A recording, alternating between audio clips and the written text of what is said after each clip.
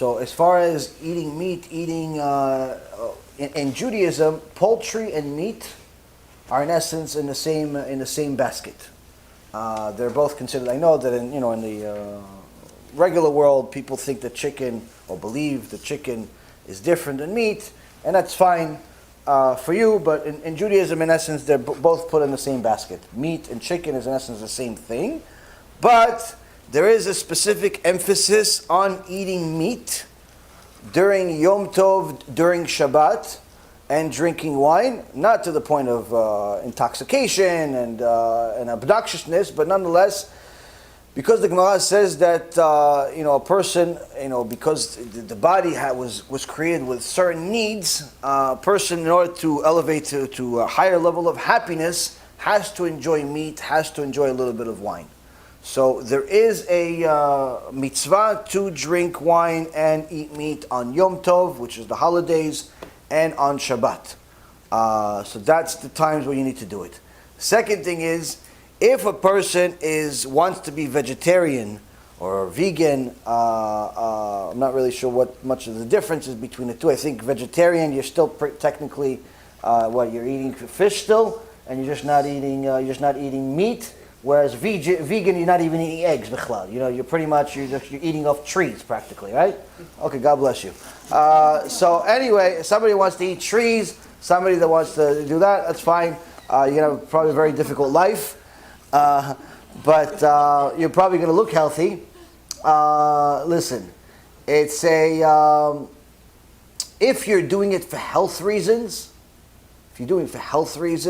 meaning you have a specific allergy to meat, you have a specific, it causes you major problems, things like that.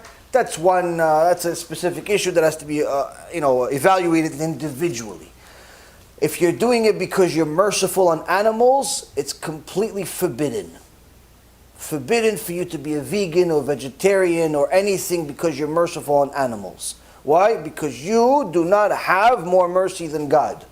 If God instilled a rule into the world that the animals are to be eaten if they're kosher, and eaten if they're not kosher by non-Jews, and that's the rule of the world, and you think that that's mean, then you are insane. And you're going against God. Why? Because God created the world where the animals are created for you. They're created for you. And the truth be told, you cannot live without animals. You cannot live without animals. All these people that fantasize and pretend like they're not benefiting out of animals because they're not eating the cow. Okay, you may not be eating the cow, but you're still using animals. Why? You have furniture. What do you think? The furniture is only wood? Furniture has certain pieces that come from animals. You have hairbrush. Where do you think the brush? Where do you think the hair from the brush comes from? Where do you think it comes from? Okay, you have shampoo. Where do you think the shampoo comes from? Where do you think the shampoo comes from? Where do you think the soap comes from? Okay, you have shoes. Where are you getting shoes from? A tree? Where you went to the palm tree, made yourself shoes like Moshe Rabbeinu? What'd you do? Where are you getting these shoes from? You have a leather jacket. You have clothes. You have belts. You have animals. There's no way to avoid it. Okay, you may not want to ingest them, but you're still using them nonetheless. And guess what? When they're slaughtered by a rabbi, it's much better way for them to die than when they're slaughtered or killed or shot or electrocuted for your shoes or your jacket. So enough with the nonsense. If you're doing it for mercy, it's wrong, it's heresy. Heresy. Health reasons has to be evaluated case by case basis. And again, even in the health cases, you should still have some for the sake of the mitzvah during those specific times. For example, myself, at some point during my life, as my body was, changing, for some reason or another, HaKadosh Baruch Hu decided that me and alcohol are not friends anymore. Not that I was ever a big drinker, but a few times a year I used to drink scotch. My scotch was Johnny Walker Blue. I would drink it, 3-4 times a year. That's it. And for some reason or another, as my body was changing, I started detesting all alcohol to the point where much of it gives me an allergic attack. And I never had allergies. Growing up, I never had allergies. But I would have certain alcohol. Somebody would give me, wine. And all of a sudden, my face started having an allergy attack. I have scotch, all of a sudden allergy. Strange, out of nowhere. Well, Kadosh Baruch Hu decided. So what do? Now that means that wine for me is no. I don't get along with wine. I don't get along with any alcohol. But I have certain mitzvot. I have certain times during the year that, let's say Purim or other place where I need to have a drink, or even for Kiddush. So I have a little bit. I have a little bit if I could tolerate it, but not as much as little as I could get away with, if you will. If I simply can't take it, I'll have grape juice. Grape juice still fulfills the obligation. I'm done. Many times, it's if I couldn't handle it at all, I wouldn't even have that. Why? Because it actually caused me physical pain. So if it caused you physical pain, it's a different story. But again, you should still try to fulfill the obligation if you can. If you simply can't because it creates major problems, then again you'll have a reason not to. But it shouldn't be a new thing. Definitely shouldn't be for the sake of saving money. It definitely shouldn't be for the sake of mercy.